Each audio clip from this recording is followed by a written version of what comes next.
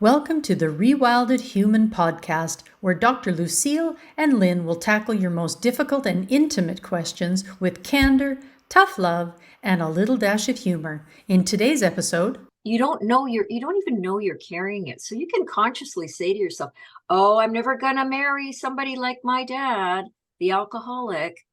But in your energy field, it's kind of like you're attracting the alcoholic. Me personally, I would much rather be alone than with someone like that. So for me, I would have no issues at all. Just, slowly drifting away, not responding. Sorry, I'm busy. I can't, until she gets the message, or just telling her, sorry, God, so it's just not working for me. You won't find support with your family, but that's okay, because you can find support in so many other people out there who have dreams too. The world is huge. You'll find the tribe that will support you.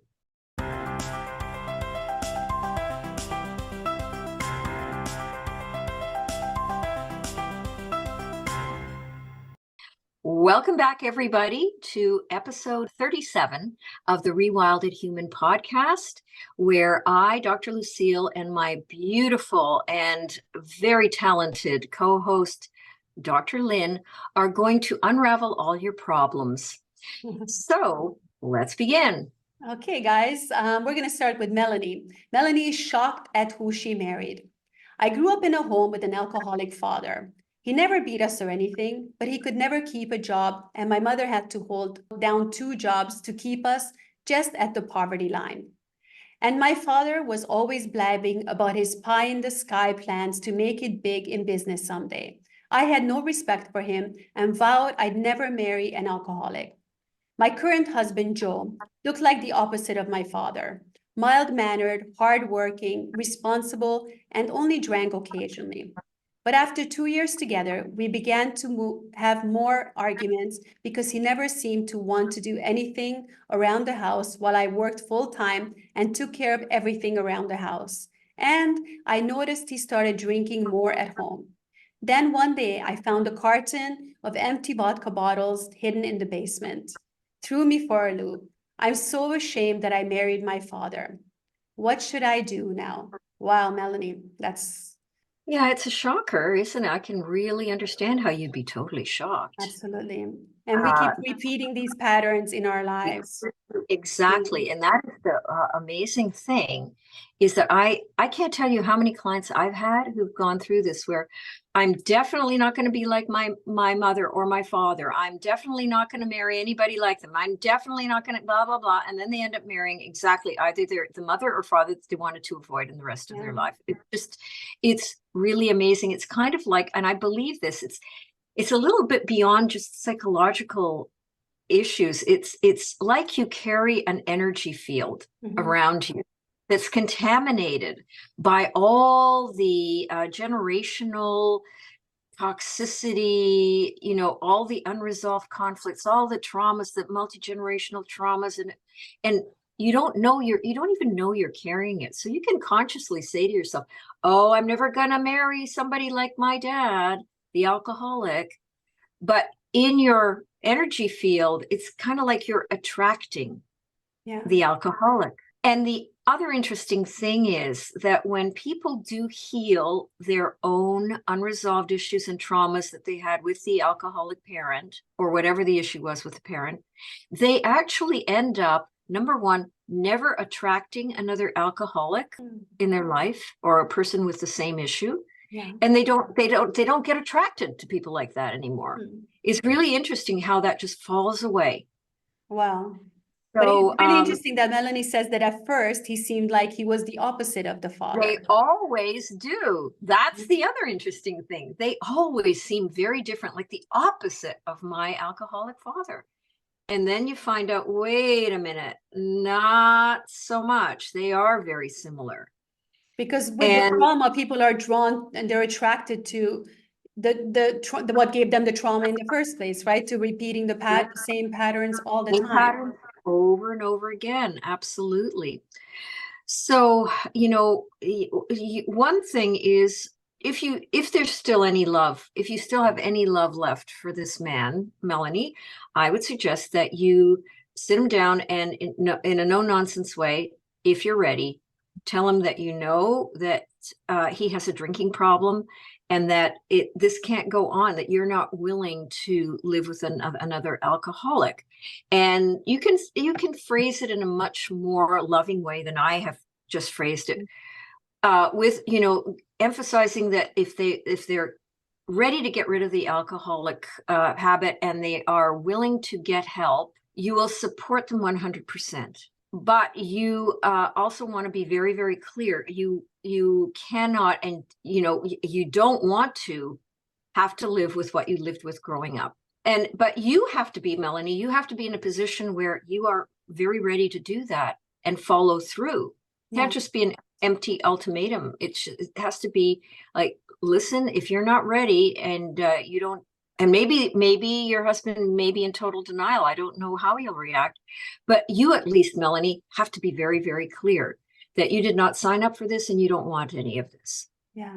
I mean, the fact that he's hiding the booze from her exactly shows you that, you know, he knows he's doing something wrong. And I mean, we know that most alcoholics are in denial, right? They're going to, when you confront them, they, well, I don't have a problem. You know, I have a glass of wine once in a while or something like that, but they don't want to acknowledge that they have a problem. And until they do, they're not going to get help. You're absolutely correct. So if you meet the denial, Melanie, you have a choice. You walk at that point, or I don't know. I don't know if there's any other choice at that point, because it could take a very long time, if ever, for Joe to come out of denial, if he is in denial. And so you have to say to yourself, how how many more chances do I give him? I would say don't give him any, to be perfectly honest. Yeah, I agree. The other thing that women in this situation, or anybody in this situation, and it could be a man with an alcoholic wife too, you need to remember that if you confront them, if you try to do your own intervention with them, one thing they will say, and often do say, is, well, I drink because of you. You know, yeah, you drove me to it. It's your drove fault. me to it. You're on my case all the time, trying to get me to do things around the house, and don't buy it. That's my advice. Do not buy it, because if he had a problem with that, if he had a problem, maybe he thought that you were bossing him around, micromanaging him or whatever. He's an adult. He has a voice. He should be standing up and saying, listen, I'm not comfortable with how you treat me. I know. And then the two of you could talk it out. Yeah. But then to say that, well, my only recourse was to drink, that's BS. Absolute BS. Totally. Yeah. Lucille, do you know what the success rate is for people trying to get clean from alcoholism? Oh, yeah, no, I don't have the latest. Are the chances good? Like, do you see a lot of recovery? Very difficult. It's very difficult. I can only say that there is a lot of recidivism. You know, it depends. Like, alcoholics will have their own recidivism rate. People who are addicted to opioids, they'll have their own recidivism. So it varies. Okay. But, you know, the one thing that is absolutely true is that people are often not ready to give it up unless they are hitting rock bottom. Yeah. And you can't really quit cold turkey. If you're an alcoholic, you need help, because quitting cold turkey can. Some people do. I have seen people who have done it cold turkey. It's very, very hard. And then even if you can do that, you need tons of support, because then you have to heal from all of the stuff that got you to the place of being addicted. Yeah. Like, there underlying traumas, there is under socialization, there is disconnection from yourself and your spirituality and other people. There are so many things that then have to be repaired, that almost nobody can do it alone. This is why at least going to Alcoholics Anonymous is important. At least having some support like that. And go ahead. No, sorry. I just wanted to ask. No, sorry. Go ahead, Lucille, because I lost my train of thought.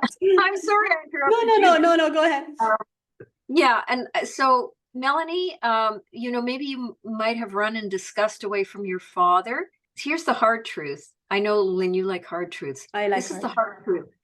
If you're married, if you grew up with an alcoholic parent and you married an alcoholic, you also have the alcoholic problem. Not that you drink, but the alcoholic problem is being the spouse, sometimes enabler, or just feeling like a helpless victim caught up in all of this. Yeah. And so you need to heal from that in yourself too. Yeah. So it's not simply about ditching Joe if he's not willing to change. It's really about looking at yourself and what got you to this place of attracting an alcoholic into your life. What was it in you? And so you may end up doing research and, looking at things like adult children of alcoholics, which would be very, very helpful. It's a really good book. Yeah. Yes. Yeah. And I think there still are groups out there for adult children, but it is really important if you've come out of a relationship like this, that you also note that you have some issues that you really need to work on and heal from, so that you never end up like this again. It's true. Definitely. Lucille, do you think that people who are alcoholics, are they always trying to like escape from something? Is it like a defense mechanism? Is it some kind of trauma? Like, or does it just happen sometimes randomly without any underlying causes or issues? Or people are trying to escape from something? I've never seen it not have some underlying issues that yes, that they're medicating with the alcohol. So they're trying to escape reality. Reality, yes. It's too painful to look at what is really going on. And a lot of it has to do with childhood trauma, abuse. And so that's where a lot of the work, after you've been sober for a while, that's where a lot of the work has to come in, where you have to start really dealing with the underlying trauma, whatever it was that happened to you. Yeah. So Melanie should probably maybe have a little bit of compassion as well towards her husband, and try to get help together. But definitely they need to have a really good conversation, and both of them. I think get help together is usually tricky. Is it? It really is, because the person with the alcoholic problem of alcoholism has to focus on their stuff. They have to focus on becoming sober.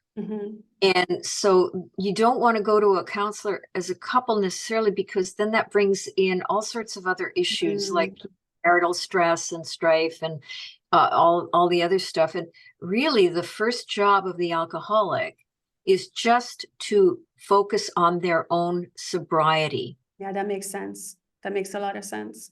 Well, we wish you the best of luck, Melanie. I mean, a very, very, very difficult and tough situation, and you can find a resolution to this.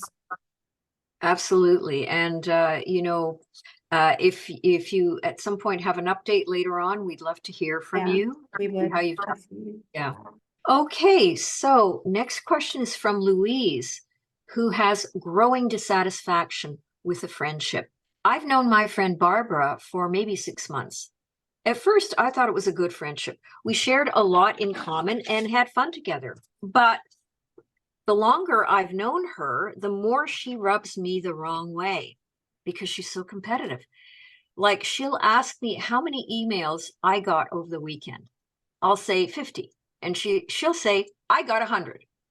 When we travel, she'll run to our gate to be the first to board, and she won't even look back to see where I am. She'll ask me how much I make at work, and when I answer, she says she makes more, with a smug look on her face. I've had it. How do I back out of this friendship without hurting her feelings? Why would you care about her feelings at this point? I mean, and this is the thing I sense, and that's a good point you've made, Lynn. Why would you care about her feelings? Because you've probably been in this friendship, Louise, for and finding yourself catering to her insecurities or making her feel better. And I'm very, very glad that it's only been 6 months and not a few years, because that would really be like totally draining.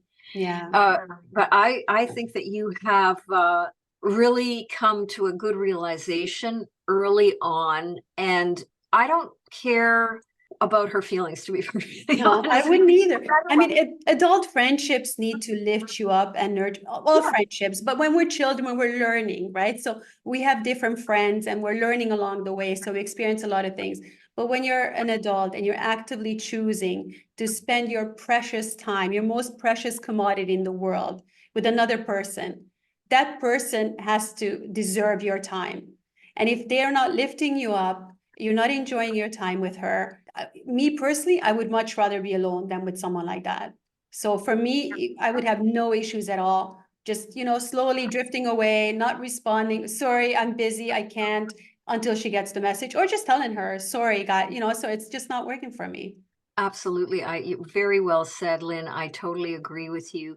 And the point here is, I don't think that a person like this wouldn't get hurt, because everything about her is about trying It's to about make her. her feel better, right? No matter what you say to her, how soft and sweet and gentle you are, she's going to take it as a rejection, as a slap in the face. Yeah, I wanted to say slap in the face, but I was scared to, because we were just talking about slapping. I'm not going to say slap in the face. But yeah, definitely a slap. But maybe that's what she needs, a good slap in the face in that sense, so that she realizes what she's doing. May wake her up. It's possible, but I would just say, run for the boarding gate yourself. Yeah, right. Good one. That was a good Dear Abby comeback. I love it. Don't run for the boarding gate. That's a good one. Yeah. No, but I don't know why women friendships can be beautiful and amazing, and they can suck the freaking life out of you, And I mean, we should not be competing. I just don't understand this, because the women in my life that I love, that I look up to, that I admire, whose friendship I value, I want you to succeed. I want you to be better than me, make more money than me, and good for you. I'll be clapping for you all the way. Like, it's never going to take anything away from me, because I have my self-worth. I feel good about myself. I feel good about where I am. May you have a bigger house, more money, may you be smarter, more successful. Good for you. I just don't understand that. Why we have to compete? Why should we be competing? The whole world is competing against us. Friendship should not be about competing. You're absolutely right. And people are like icebergs. There's the conscious part that's like the 1/10 above the water, and then the unconscious part 9/10 below the water. Yeah. And people aren't aware. Like, your friend may have no idea that she's being competitive, because because everybody around her is just fluffed up her ego and tried to make her feel good. And so she will pick, consciously or unconsciously, she will pick the friends who are never going to be a threat to her, who are always going to try to support her insecurities. Okay. Yeah. So you are absolutely right, Lynn. I mean, it makes perfect sense to build one another up. Of course. But the 9/10 below the surface on the iceberg is all the stuff that you grew up with, that you never resolved, that you never healed from, that is running your behavior now. Yeah. So I will bet you that I can pretty well guarantee she came from a family where somehow there was a lot of competition.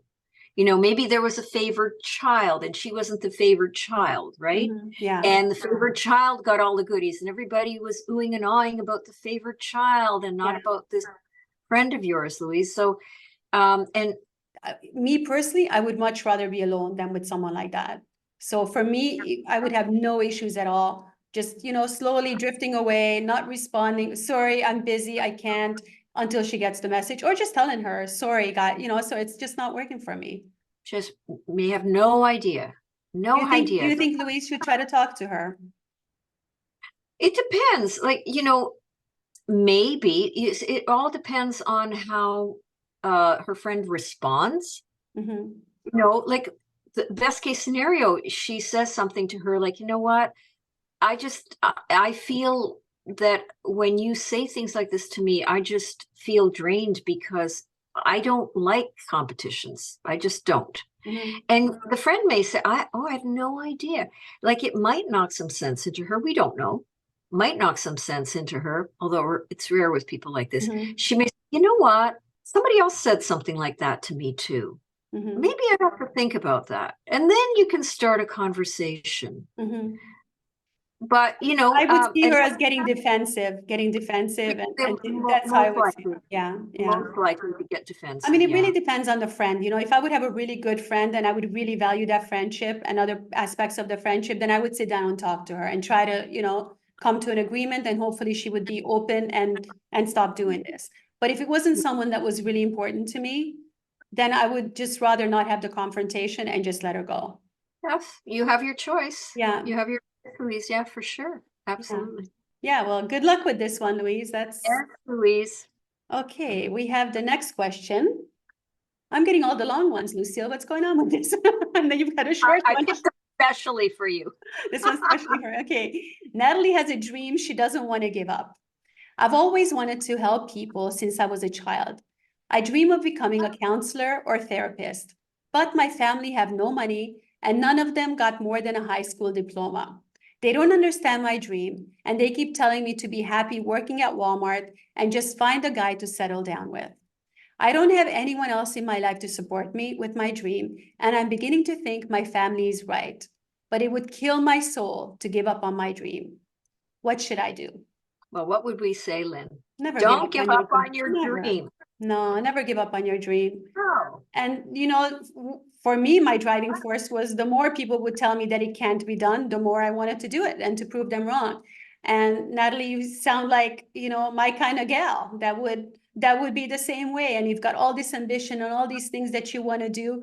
And, even though your family doesn't have money, that shouldn't be an obstacle because there's so much you can do nowadays. If you want to go to school, and you want to become a therapist, by all means, live your dream, girl. That's more important than anything else. Lucille? Yeah, I totally agree. It is a complete waste of a beautiful life if you worked at Walmart and found the guy. It's just Yeah. you would never feel good about yourself. You'd always feel a nagging, empty feeling inside. And as Lynn says, if you have a will, there's a way. You will always way. be able to find, and you won't find support with your family. But that's okay because you can find support in so many other people out there who have dreams too. The world is huge. You'll find the tribe that will support you. Absolutely. So, and you will learn tips and tricks and strategies and all sorts of things that will get you to your goal. So don't give up. Don't give up no matter what, I would say. Was it Winston Churchill that said, never give up, never, never, never, never give up. Never. That's right. our message to you, Natalie. Go after your dream, 100%. Yeah. Okay, so Paul has a spiritual conflict. I've had a lot of problems recently, including having one of my friends commit suicide. Wow. I'm sorry to hear that, Paul. That's awful. I don't know how much more of this I can take.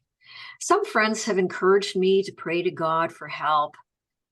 I'd love to, and I envy people who get comfort from their spiritual beliefs, but I just can't seem to bring myself to do this. Is there something wrong with me? Well, Lynn, what would you say to that? Well, I would say there's nothing wrong with you, Paul. And first of all, sorry for your loss with your friend. And I don't know what's going on, but just so many people passing away recently. I just don't even understand what's happening. It's really, really sad. It's always different things that give you comfort. And spirituality or finding God or religion is not something that you can force. I think it's something that is either inside of you or it finds you eventually or you find it. It's not something you can just start praying and if you're not sure of who you're praying to. It's your belief system has to be there for it to actually work.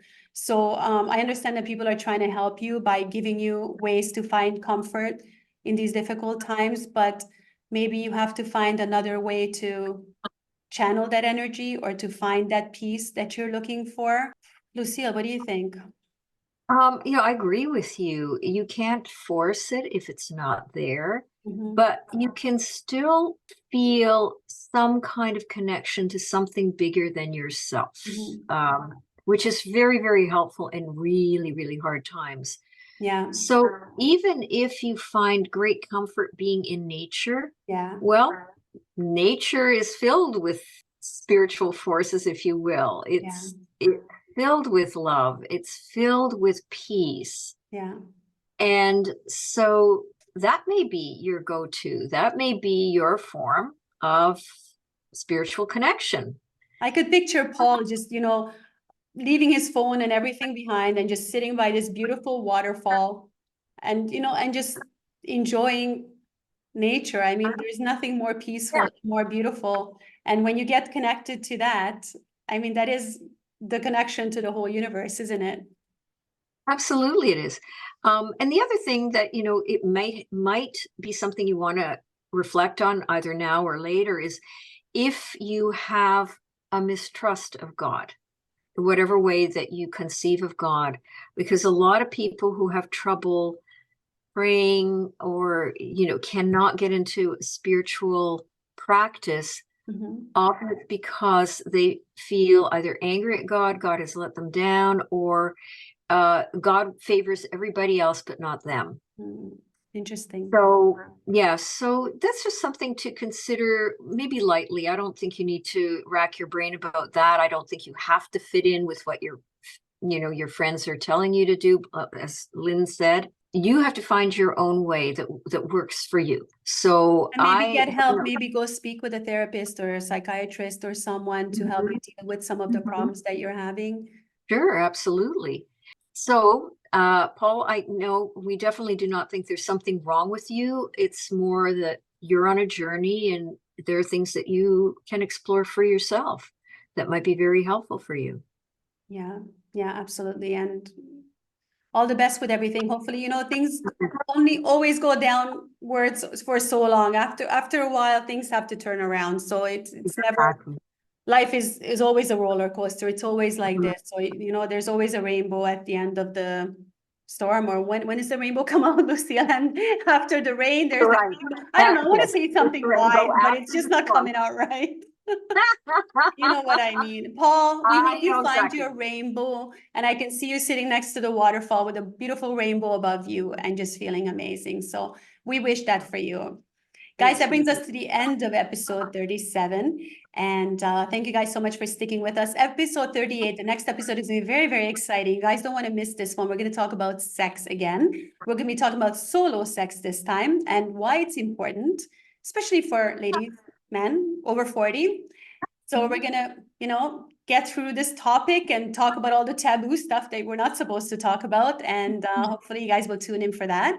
Make sure you like, subscribe, share this video with anyone that it could be helpful to, and keep sending us your questions, guys. Dr. Lucille, thank you so much for all your input. I love doing these with you. It's always so much fun. Yes, they are great fun, and I'm glad that we can help a few people along the way. Definitely. That's true. See you guys in the next episode. Okay, bye. Bye.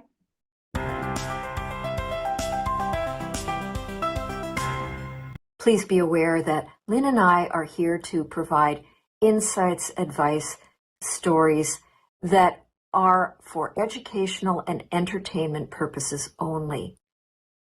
None of our content should be considered to be personal, medical, or mental health therapy. If you are experiencing a mental health or physical health challenge, please consult the appropriate healthcare specialist. We are here to provide the best possible content in an atmosphere of positive conversation and personal growth.